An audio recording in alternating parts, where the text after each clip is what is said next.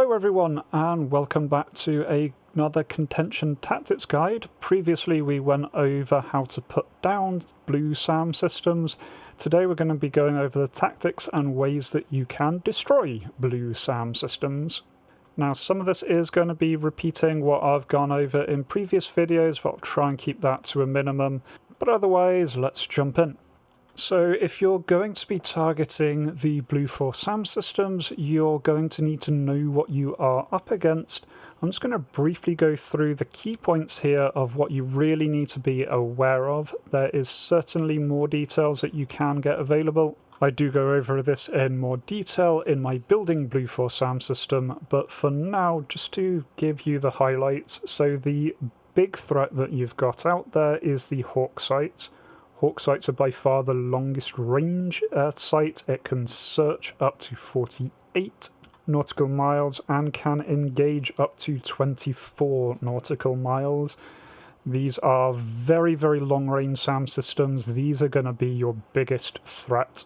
They do apparently have a limited maximum ceiling, so if you can get up to about 45,000 feet, apparently you can fly over them no problem. I've not managed to check that myself, but by all means keep that in mind.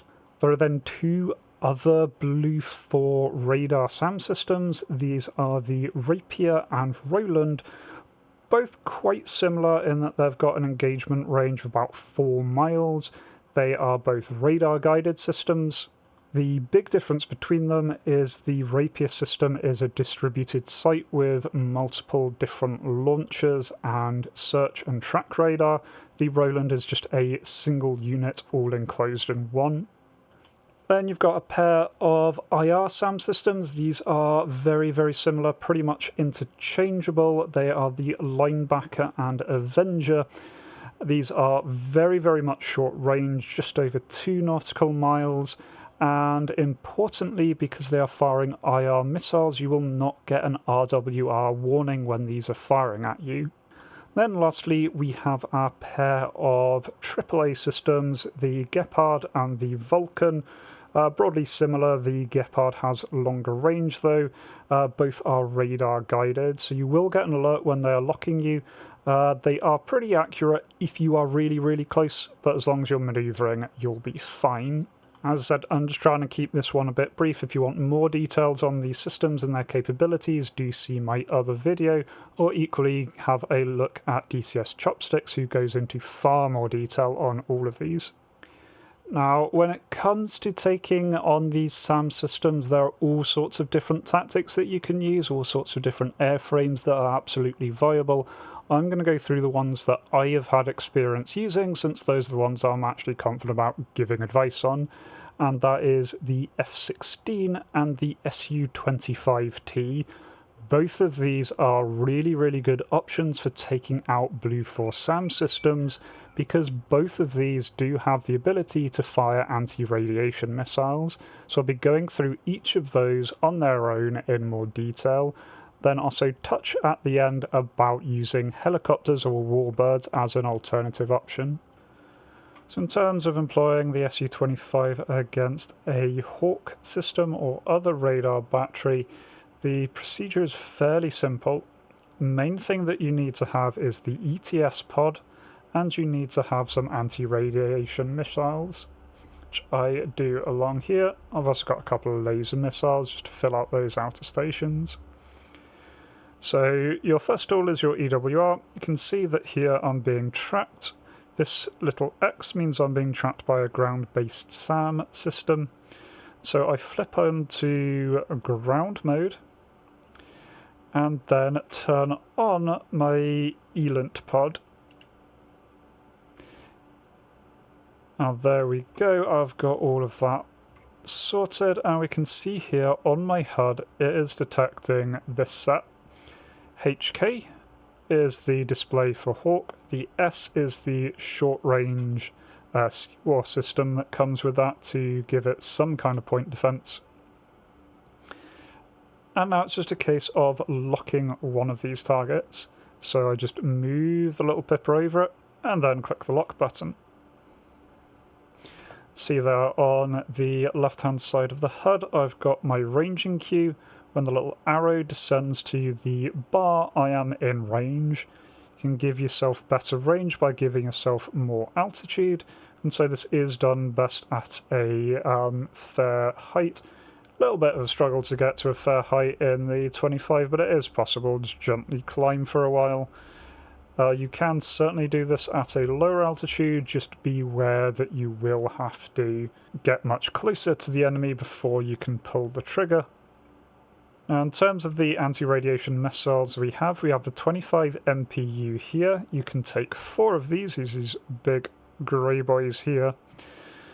And they have a fair range. Down at sea level, they've got about a 20-kilometre range. You can see as I'm climbing, it's pushing closer to 30 kilometres. We also have these, the 58s. These are the giant things here. These have a lot better range, and so these are very useful for engaging your SAM sites. Still here, I am well out of range of the enemy SAM sites, so I'm not too fussed about launching. I want to get a little bit closer, give these missiles a little bit more room to manoeuvre. So what can be quite hard is telling the difference between the search track radar and the point defense is also cluttered in there, so it can be a bit tricky at doing this from long range, but in general you've got plenty of missiles here. Also note that other than the Seawar system, the BlueFor doesn't have any really good point defense. So most of the missiles you launch are going to be lethal. So what I'm going to do here is just launch a couple of these 58s. Once I'm within range, I get launch authorize. So I'm going to fire off one. And just to make sure I don't target the same thing, I'm going to target something on the other side. Fire off another one. There we go, now I can pull away. I have never entered this SAM's engagement range, so I am perfectly safe, but I do just need to be careful. Those missiles may or may not hit. It's doing this on a single player mission, so I can follow the missiles around and see what happens to them. In the campaign, in the actual server, you won't be able to get this view, so you'll just have to judge how long it takes and see if anything is popping up in the kill feed, or alternatively if those RWR signals are disappearing.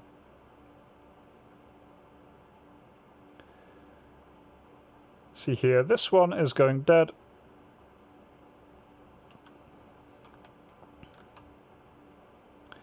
So obviously lost its track.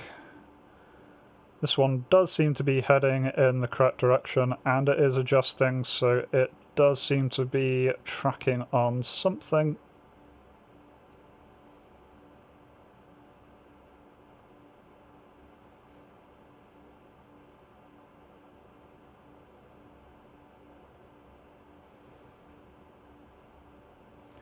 There we go. Good. Near hit there. Destroyed the search radar. The track radar is still up. The track radar is really what you want to make sure you take out. The Hawk site can still operate without its search radar. It's just not as good. It is the track radar that you're wanting to clear out of all of your SAM sites. So here I'm heading back in. Can see that we've reduced the number of contacts that the Elan pod is picking up, but not completely. So I can lock it up. See, I am still being tracked. This will be the tracking radar that is detecting me now. Shorter range than the search radar, but still pretty dangerous, and it is the thing that's going to be guiding the missile, so this is what I'm wanting to take out. See, I'm almost in range here. And so there we go, in range, launch. I just want to get rid of all of these ground-based radars here. So it's the right one, the middle one, the left one, all have a launcher on them. And there is no need for me to hold in the area. But on the other hand, holding in the area does mean that these radars are going to remain active, remain transmitting. and that can be very, very useful in giving my missiles the best chance of actually continuing their track. So I'm just going to play around in the area of this. Don't want to get too close. Keeping an eye out for launches. If they do launch, then all I need to do is just turn away. I'll be right at the edge of their engagement range, so just turning and burning will be absolutely fine. See here, it's happily coming in. That's going straight towards the seawall. That is that taken out. This one's gotten drunk. So we go, not a perfect run there, but we have destroyed some of the system. If I want to give my missiles a better chance at hitting home, what I can do is actually trespass into the engagement range.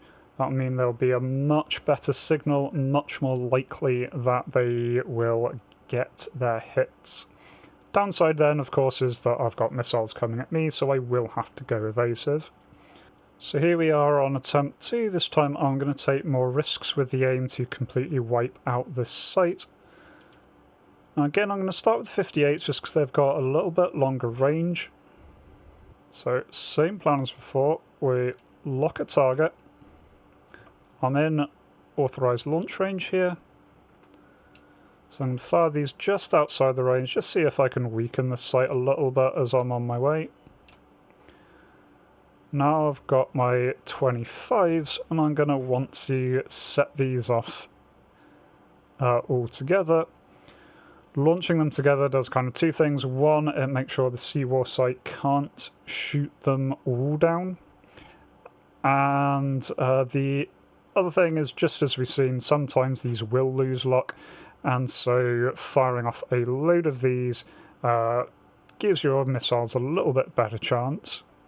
If you're taking out a Hawk site, you're taking out a major enemy defence. Can be very much worthwhile just spending an entire plane worth of ammunition just to make sure this goes. Okay, so now I am being locked, and that is the point that I want to start locking and returning fire. So if I'm being locked, then I am getting within their engagement range. Just firing at different targets, try and make sure none of my missiles double hit the same thing. As all my missiles away, it has now launched on me, so I'm going to go defensive. Now I don't want this thing to stop locking me, but I do want to outmaneuver this missile. So here they've launched 2 missiles at me, heading straight for me here. Going to wait until a bit closer, roll over, hard brake. Dropping chaff while I do.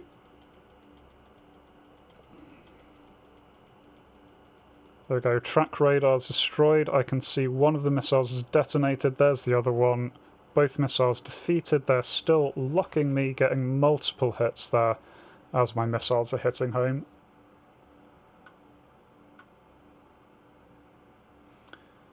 More missiles hitting home there. So there we go, search radar, track radar, seawall, all destroyed. So the first little barrage was the 58s hitting in, getting a nice extra bit of tracking as I was being locked to make sure they kept their course on that last fall. And then my 25s hit home and they've pretty much wiped out that site. No more EWR emissions there. Now, one thing to note about engaging the Roland is it does have a limited ability to be able to give itself point defense by tracking the larger missiles that you send its way. And so a single missile may not be enough to take it down. See here, it's launching back, slaps our missile before it can hit. So if we want to engage something like a Roland, the procedure is much easier and you don't have to worry so much about getting in range and worrying about the enemy's range. It is worth maybe firing off a couple of missiles. So I'm just going to lock up this Roland just as before. Rolands appear as Rs on the HUD. Rapiers appear as a RR and a TT on the HUD. this case I'm just getting nice and close to this thing. Then what I'm going to do is fire off a pair of missiles. So well into launch authorization, one missile away. Second missile away, just enough of a delay that they're not going to get caught in the same blast. I'm good then keep in the area, so I am another thing that this Roland can think about tracking. Okay, it has launched, in this case it's launched on me, so I'm going defensive. I don't have a huge amount of altitude here, but the Roland's in a hilly area, so I'm just diving and chaffing. Can see there I just dipped below the Roland search range, so it lost sight of me. In this case both of my missiles failed to connect, so that is fine when that happens. Let's regain altitude and try again. So we are back at the target. Lock it up again. 1, 2, it is launched at me, that is fine. I've got a lovely hill here I can just dive behind. See, it lost tracking, so it detonated. I'm now going to pop up, give it something else to worry about other than my missiles. There we go, Roland gets hit. So yeah, a little bit trickier to actually hit because of its anti-missile capability, but it's much shorter range, so it's a lot less of a threat to you. Other thing to remember about engaging Rolands is that there is only one of them, and so once you take it out, that is the unit completely destroyed. They have to start from scratch. There is no repairing that thing. Now against your radar-based AAA systems, we can acquire them again using the ELINT pod, so turning that on. And see here I've got a contact. If I turn on both TV and ELINT, then I get both markers together. This is a really useful way of locking up, because then the TV mode will lock onto that ELINT signature. Can then disable ELINT in order to give me access to all of my weapons. I could fire a anti-radiation missile just as before. That's kind of overkill for these, so instead I'm going to use one of my Vickers. Turn on lasing, wait until I'm within range. And because I can nicely outrange these systems, even the Gepard here, all I need to do is fire out of range, make sure I maintain that contact, and there we go, direct hit. One burning target. Now against IR SAM systems we've got a much different problem, mostly here in that they are really hard to see, because of course you're not going to be getting anything on your ELINT system. Instead, you're going to have to rely on your eyes and your targeting pod. Now, if you know the location from, say, Recon, that can be very useful. In this case, I don't know where this is. I know that there is an IR SAM system somewhere in this region, and so what I'm going to do is I am going to be bait to try and get eyes on it. Nice thing about the 25 is you have a huge amount of flares that you can deploy, and so you can really be very free with these, just flaring when you think that there might possibly be something on the way. What I'm doing is just looking out for white smoke plumes. That's the only warning I'm going to get that something is firing at me. And you can absolutely scan on the pod, just be careful, you want to be keeping your eyes out if you think you're entering enemy SAM territory. And there we have launch. Dump flares as soon as I see it. Managed to just somehow defeat that one.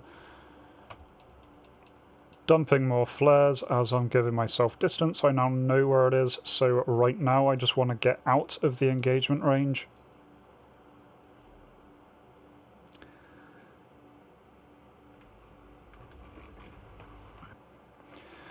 So that shows how dangerous these can be. So let's pretend I'm the wingman. I've just seen where that shot came from. I'm now turning in to hunt down that target.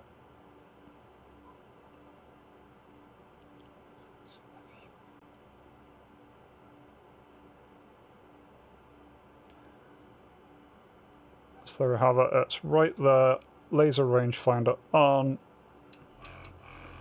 So I could use the TV guided missiles as I've done before, or in this case, because I can visually ID it, fire off a bunch of rockets. Until you see the fire, expect that thing is still active, but there we go, we have taken that out. Luckily, both the Avenger and the Linebacker aren't particularly well armoured, so rockets do a good job and you can hit them quite accurately there. Certainly if you know where they are at a bit more of a distance, then using the TV-guided or laser-guided weapons is a lot better, and try not to fly into a cliff afterwards. Now when it comes to the F-16 and hunting hawk sites, it is very similar. Your biggest tool is really going to be your harms.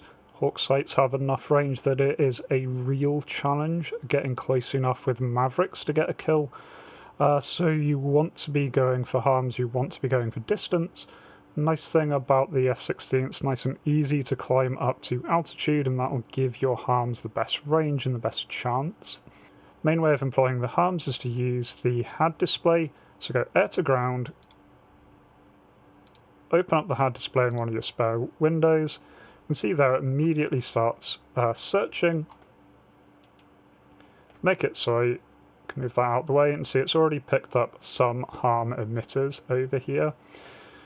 Now it will do its best to get both direction, just like regular RWR does, up here, and it will also get ranging.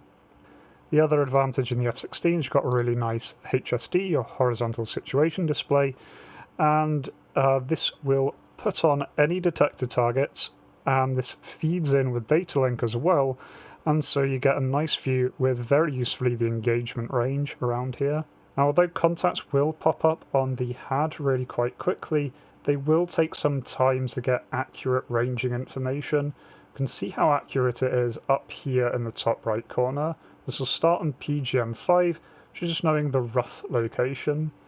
As you spend more time with that emitter inside this search zone, it will steadily narrow down. So you see here I'm at PGM3. Now in this case, since I know I'm going up against a hawk site, I've taken off with 4 harm missiles. It's going to make sure they're powered up and selected. Now when employing the harms using the HUD, I like to keep the HSD up just so I can get more information about those engagement ranges. I'm not going to need to use the targeting pod here. And see here I've got something on PGM2. So that is nice, relatively accurate track there. Normally happy at launching in PGM2. What I am going to do is close in a little bit further, just to give my missiles the best possible chance here. And I'm going to begin to trespass the engagement range of this hawk site. So there we go, I am now officially trespassing. It still isn't interested in locking me right now, so I'm just going to get a little bit closer, give my missile the best possible chance. And the nice thing about using the HUD is it automatically uploads the correct thing that your radar should be searching for. So in this case, I'm happy here. I'm going to fire one off, then I target a different launcher or a different IR signal, different radar signal even, and then fire off another one. I like firing these in pairs. It's good to put more than one missile out at a time, since that can overwhelm the SEAD defense system or any other defenses they have on location, such as the Roland. And the other nice thing about it is that doing it in pairs instead of firing off all 4 makes it less likely that your 2 missiles will get confused and track the same thing. Even if you do select different targets on the HUD, occasionally the missile will just pick up the wrong ranging signal.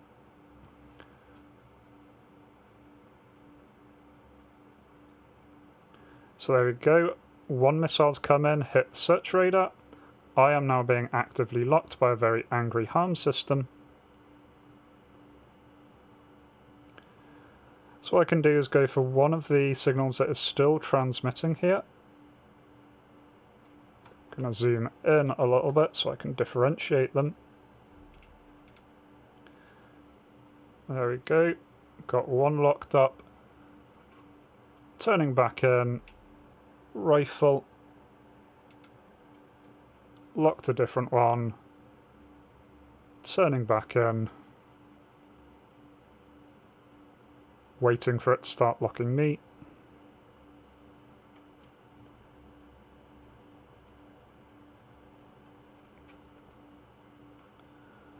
At this point I might actually have taken out the Hawk track radar, even though it's not announced it, because I'm no longer being locked. So just to be sure, I'm going to get a little bit closer and make sure this thing isn't interested in tracking me. That last missile went dead.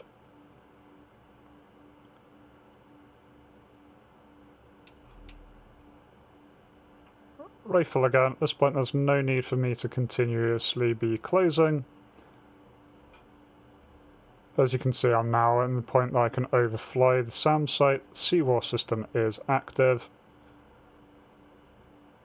There we go, there's the command post destroyed, the C-RAM badly damaged. This is one nicely inactive. Position, do just bear in mind the point defence can still be active and still be angry. In this case it very much is.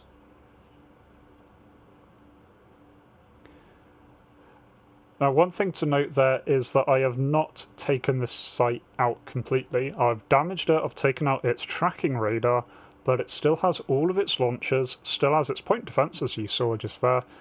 And so it is still dangerous, meaning that I really should then follow up with a second run, ideally using something like Mavericks to clear up the site completely, destroy everything that is left there. That way the enemy won't simply be able to fly over with a single crate and resupply it. This works really well if you are cooperating with a second, so the first player can go up and fire off a couple of harms.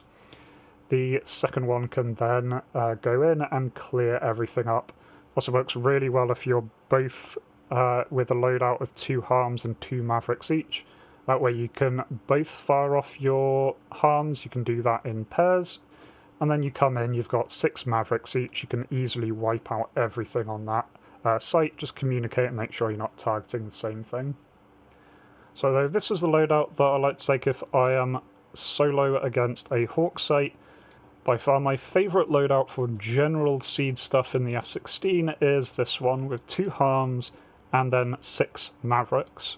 This gives you a good mix of options. Your harms can target all those radar emitters. Your Mavericks, as we discussed just now, can do a really good job at sweeping up anything remaining in a Hawk or a Rapier site. And the other nice thing about this is it gives you a bit more flexibility. If you come across another target that is not a radar emitter, you can still prosecute those targets. It can be really useful if you're hitting an airbase and you've taken out all of its air defences. You've now got 6 Mavericks ready for clearing up everything else there. So an alternative approach to going high and engaging the SAM is to stay low and sneak up on the SAM. The downside here is your HAD pod is not going to be doing the greatest. So instead what we can do is use the harm as sensor mode. So once again, go air to ground. I want to pull up my weapon page on one side, and importantly here I want to go over, select the 88. We've got this section here with the HAS or harm as sensor mode will be enabled on the weapon by default. Now the downside here, if you're playing on Contention and in the F-16, well, you're going up against BlueFor SAM systems. There is no default table for BlueFor SAM systems. The F-16 is not really meant to be hunting NATO SAM systems. but we can make up our own table. We do that by going UFC, and then we can enter various data. Now the ones you want to enter here is 124 is the rapier. So we go 1, 2, 4, enter. The 125 is the rapier launcher. Enter. Scroll down. Then we've got the Roland is 201.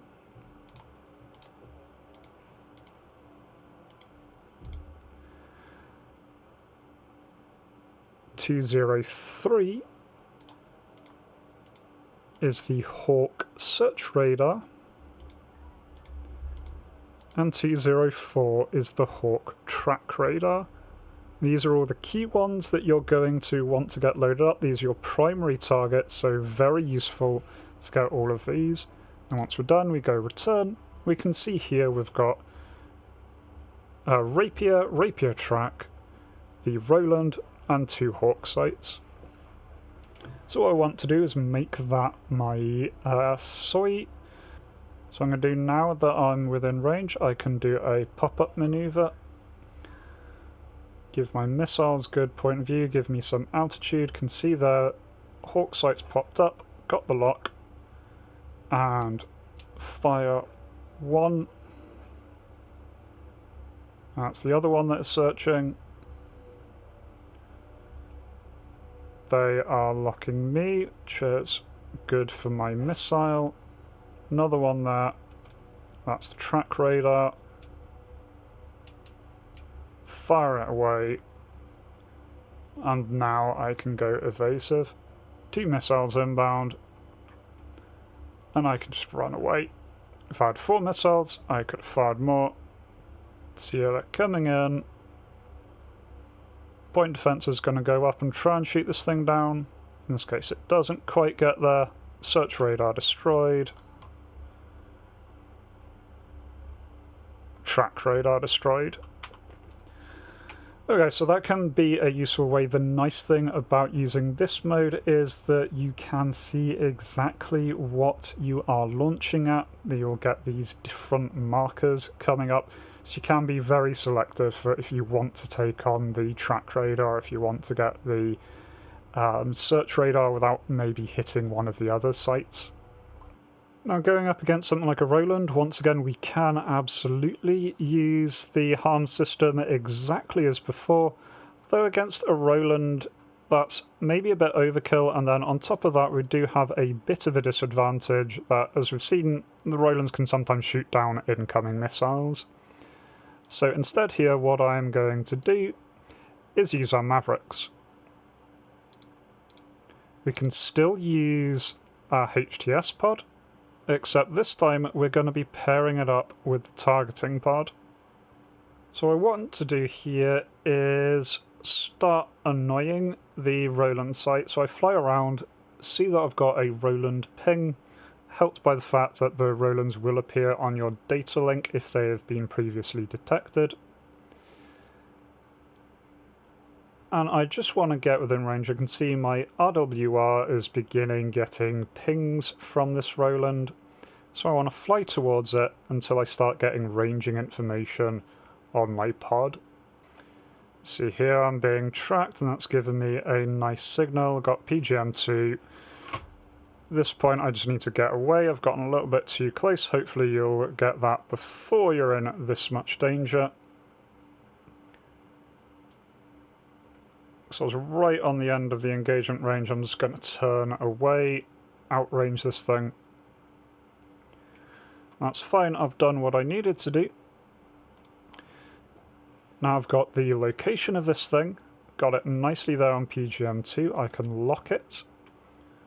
And since I've got a weapon selected with some kind of CCRP pre-planned launch, as soon as I lock it, my targeting pod over here will go to the area the sensor thinks it's in. It'll never be perfect, so we do need to stew a little bit. And there we can see I've seen it right there.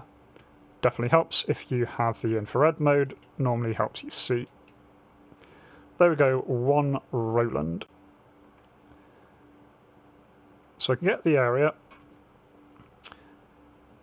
I'm going to go over to the weapon page on my other side so I can see the Maverick Seeker. And then all I'm going to do is on targeting pod, select the target. I'll automatically slew the Maverick Seeker over to where it needs to go. And it makes the Maverick sight soy. So now I zoom in, see I've got that targeted. You may well need to bore sight ahead of time in order to get the best results here. And just put this thing on my nose, see I'm nicely in range. Rifle. No need to keep in the lock, so don't away. We'll let that Maverick go in. See here, Maverick quite happily coming in, tracking on target. Boom. 1 dead Roland. Nice and no problem. The Rolands definitely have a lot more trouble tracking Mavericks compared to the much bigger missiles. And for the radar AAA systems, I'd engage them exact same way that I showed engaging the Rolands there. You detect where they are using your HTS pod on the HAD display. And then you engage them with Mavericks. So doing very much the same thing here. See here I've got this Gepard here, just shows up as radar AAA. Select it, that will give me the vague area. Go over, zoom in a little bit. Again, it's not going to be perfect, but using white hot very often you can see here is the lovely little thing. Once again, flip over to weapon. So here we go, I've got this thing, set it to lock, got the position, zoom in a little bit, confirm that's my target, and pop off a Maverick. Nice and easy, nice and straightforward, and up here at altitude these things are not going to hurt you. What is much, much harder to go after in the F-16 is those IR launchers, because they're not going to appear on your pod. Best bet here is to be teaming up with someone who's doing recon, or do recon yourself. The F-16 absolutely can do recon. Just take off unarmed. I've got a video on how to do that. Scan the area you know the enemy are in, and see if you can bring back exact locations that you can put into your pod. Or team up with a helicopter, let the helicopter go in, use its FAC system to detect enemies, and then they can drop smoke, and then you can look out for those smokes. I wouldn't suggest doing what I was doing in the Su-25 and doing low-level runs. The problem is the F-16 just doesn't have anywhere near as much flare and chaff count. Still does have 60 flares, which is a decent number, but it is definitely not enough to just spam out freely, and you can very, very easily be taken down by a rogue missile.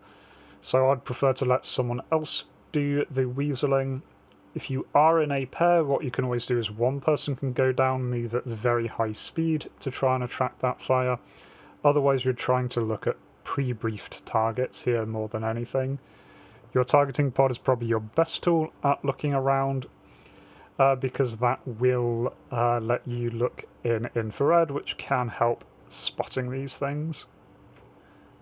In case you do end up in a situation where you want to try and find these things for yourself, what we do is if we know at least roughly the right location, we can dive in. I've got my Maverick set to Viz mode, so if I do spot anything, I can just use the HUD to get this thing targeted.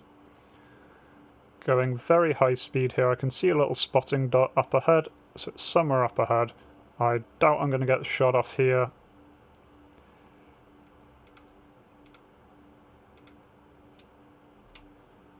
Last minute, saw it, got the shot off, damaged it at least. And then I just need to get away because that thing can turn around and hit me. But I now know the location.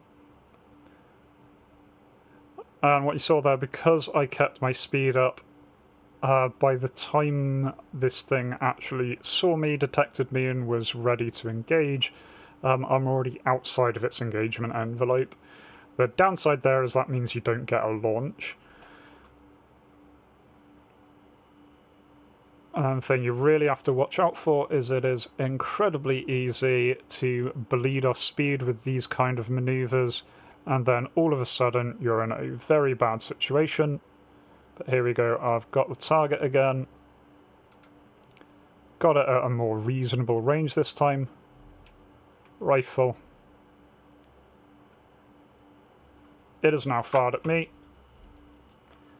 I should have pulled off before then.